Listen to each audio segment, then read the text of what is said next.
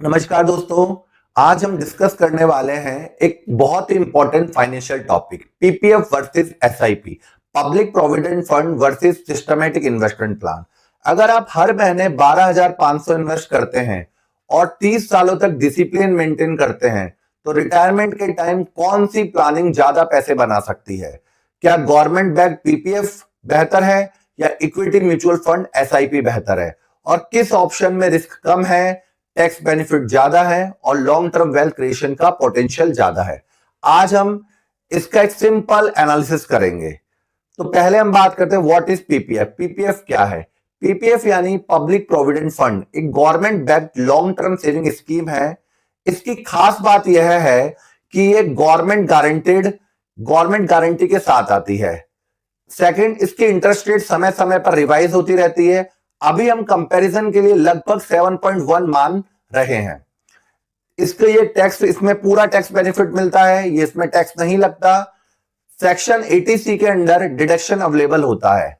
Interest और maturity amount भी tax free होते हैं, लेकिन इसमें इनिशियल लॉक इन पीरियड 15 साल का होता है, लेकिन 5-5 साल के ब्लॉक में एक्सटेंड किया जा सकता है। मतलब 15 साल के बाद 5-5 साल के ब्लॉक में एक्सटेंड कर सकते हैं। एक फाइनेंशियल ईयर में मैक्सिमम 1.5 लाख कंट्रीब्यूशन की लिमिट होती है। मतलब इसमें आप एक साल में 1.5 लाख तक का इन्वेस्टमेंट कर सकते हैं। यानी 12,500 पर मंथ इन्वेस्ट करने पर आप एग्जैक्टली एनुअल लिमिट 1.5 लाख तक पहुंच जाते हैं। अब सेकंड, एसआईपी क्या है? सिप यानी सिस्टमेटिक इन्वेस्टमेंट प्लान एक तरीका है जिससे आप म्यूचुअल फंड में रेगुलर इन्वेस्टमेंट करते हैं। यहां पैसा इक्विटी मार्केट में लगता है, इन्वेस्ट होता है, मतलब शेयर मार्केट में इन्वेस्ट होता है। रिटर्न फिक्स्ड नहीं होता। लॉन्ग टर्म में हिस्टोरिकल इक्विटीज ने इन्फ्लेशन को बीट किया है। भाई अगर हम लॉन्ग टर्म का हिस्टोरिकल डेटा चेक करेंगे तो जो म्यूचुअल इक्विटीज है उसने इन्फ्लेशन को बीट किया है, लेकिन फ्यूचर रिटर्न की गारंटी नहीं होती। ठीक है। और डिसिप्लिन और कंपाउंडिंग का फायदा मिलता है।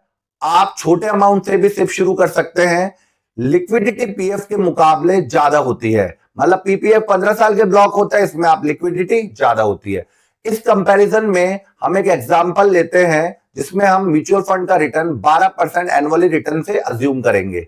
देखिए, अगर आप 12,500 रुपए पर मंथ 30 साल के लिए लगाते हैं तो हम कंपैरिजन करते हैं। चलिए नंबर देखते हैं। तो पहले हम पीपीएफ की बात करते हैं। मान लें आप पीपीएफ में मंथली इन्वेस्टमेंट करते हैं 12,500 और तो एनुअली इन्वेस्टमेंट कितना हो गया? 1.5 लाख।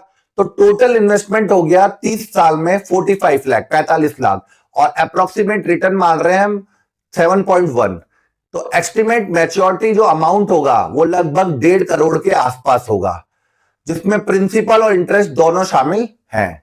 अब सेकंड ऑप्शन है इक्विटी एसआईपी। अगर हम एसआईपी में मंथली इन्वेस्टमेंट करते हैं 12,500 तो टोटल इन्वेस्टमेंट कितना होगा? 45 लाख सेम, लेकिन इसमें अज्यूम एनुअल रिटर्न 12% है जो हिस्टोरिकल डेटा से ली गई। एस्टिमेटेड क्रॉप्स होगी लगभग 4.4 करोड़ के लगभग, मतलब ठीक है 4.4 करोड़ के लगभग आसपास होगी, जिसकी जो कंपाउंडिंग पावर को दिखाती है। ध्यान रखें, सिप का ये फिगर गारंटेड नहीं है। एक्चुअल रिटर्न मार्केट परफॉर्मेंस पर डिपेंड करेगा। पीपीएफ का रिटर्न कंपैरेटिवली स्टेबल होता है, जबकि सिप में वॉलेटिलिटी होती रहती है, क्योंकि आपका पैसा कहां लगता है? शेयर मार्केट में। सिप इतना ज्यादा पैसा कैसे बना सकता है? इसका जवाब है पावर ऑफ कंपाउंडिंग। जब आप देखिए, आपने देखा है कि उसमें सिप पे ज्यादा पैसा मिलेगा, तो आप जानते हैं कैसा है, ये पावर ऑफ कंपाउंडिंग है। जब इन्वेस्टमेंट का को कई सालों तक ग्रो होने का टाइम मिलता है और रिटर्न भी री इन्वेस्टमेंट होता रहता है, तो ग्रोथ एक्सपोनेंशियल हो जाती है। इसी वजह से 25 से 30 साल का डिसिप्लिन सिप वेल्थ क्रिएशन के लिए पावरफुल माना जाता है। लेकिन याद रखें, हायर एक्सपेक्टेड रिटर्न के साथ साथ हायर मार्केट रिस्क भी होता है। तो आपने सुना है ना भाई, low risk low gain, high risk high gain. PPF कब बेटर चॉइस हो सकती है? पीपीएफ उन लोगों के लिए अच्छा ऑप्शन हो सकता है जो कैपिटल सेफ्टी चाहते हैं। भाई जो कैपिटल को बिल्कुल सेफ चाहते हैं, जो guaranteed type government backed saving prefer करते हैं, जो टैक्स एफिशिएंट रिटायरमेंट क्रॉप बनाना चाहते हैं, जिनका रिस्क टॉलरेंस लो है, जो डेप्थ एलोकेशन मेंटेन करना चाहते हैं। सिप कब बेटर है? भाई आपकी सिप कब बेटर चॉइस हो सकती है? सिर्फ उन इन्वेस्टर्स के लिए सुटेबल हो सकती है जिनका इन्वेस्टमेंट हॉरिजन 15 से 30 साल से भी ज्यादा हो, जो मार्केट फ्लक्चुएशन को टॉलरेट कर सकते हैं, जो इन्फ्लेशन से ऊपर वेल्थ क्रिएट करना चाहते हैं, जो रिटायरमेंट या फाइनेंशियल इंडिपेंडेंस के लिए बड़ा कॉस्ट टारगेट कर रहे हैं। क्या सिर्फ एक ही ऑप्शन चुनना चाहिए? जरूरी नहीं। बहुत से फाइनेंशियल प्लानर एक बैलेंस्ड अप्रोच सजेस्ट करते हैं। पीपीएफ से पोर्टफोलियो को स्टेबिलिटी और टैक्स रिबेट टैक्स बेनिफिट मिलते हैं। एसआईपी से लॉन्ग टर्म ग्रोथ पोटेंशियल। इस कॉम्बिनेशन से रिस्क और रिटर्न के बीच बैलेंस बनाया जा सकता है। में पीपीएफ वर्सेस एसआईपी का जवाब सिर्फ रिटर्न से डिसाइड नहीं होता। अगर आपको गारंटेड गवर्नमेंट बैक्ड और टैक्स बेनिफिट सेविंग चाहिए तो पीपीएफ स्ट्रॉन्ग ऑप्शन है। और अगर आपको गोल लॉन्ग टर्म वेल्थ क्रिएशन है और आप मार्केट रिस्क समझते हैं तो एसआईपी हिस्टोरिकली ज्यादा ग्रोथ पोटेंशियल दिखा सकता है। सबसे इंपॉर्टेंट बात, इन्वेस्टमेंट से पहले अपनी एज, इनकम, गोल, इमरजेंसी फंड और रिस्क टॉलरेंस को ध्यान में रखें।